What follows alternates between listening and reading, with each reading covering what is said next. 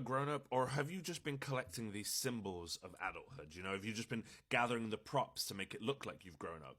If you're one of my younger audience members here, I think that you should heed this warning.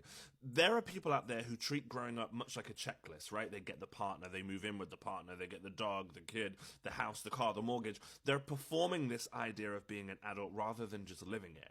Rather than thinking about doing it well, they think about doing it efficiently. Again, if you're young, if you're one of these younger audience members, or even one my age, I think it's so important to remember this, that so many people are performing a life that they're not actually living.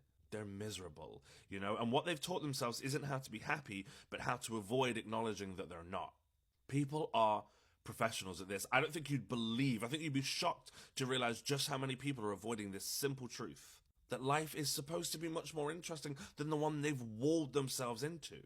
I promise you, look around. Look closely. Just try and look a little bit deeper behind the person's eyes. It's all there. All the information is right there. As I've grown up, I've watched so many people much older than me and thought, oh no, I don't want that for myself. I once saw this woman, she was closing in on her 50s, maybe even a bit older by that point, and she looked someone who was close to me dead in the eyes, and she admitted, and she was drunk, sure, but she was honest, and she admitted that she needed to get out of the life that she'd built for herself. She asked if she could come stay with this person, if she could leave where she was at. It was the only time in my entire life of knowing her that I felt like I'd seen her tell the truth.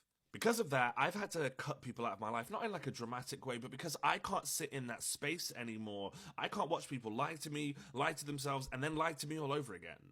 I had a friend who got engaged to someone she clearly wasn't in love with, you know, and everyone saw it, and when we talked, she'd get brutally honest about certain things, and because we'd had a brief thing when we were much younger, sometimes the way she spoke to me crossed lines, not because she meant to, but because she had no other outlet for the truth. So many conversations I'd look at her and be like, what's going on here? And she couldn't ever get over the line of, I don't want to be doing what I'm doing. I don't want to marry this person. She was so unhappy. All of her friends whispered behind her back, never told her the truth to her face. And when she finally did break, when it finally ended, she was shocked. You know, shocked that nobody had told her. But she'd been sending this signal all along that she didn't want to know.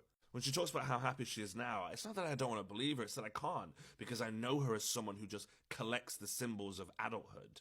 And I get it, because there are these conservative ideals floating around right now, this algorithm for adulthood, this idea that there's only one right way to live, the nuclear family, the mortgage, the steady climb.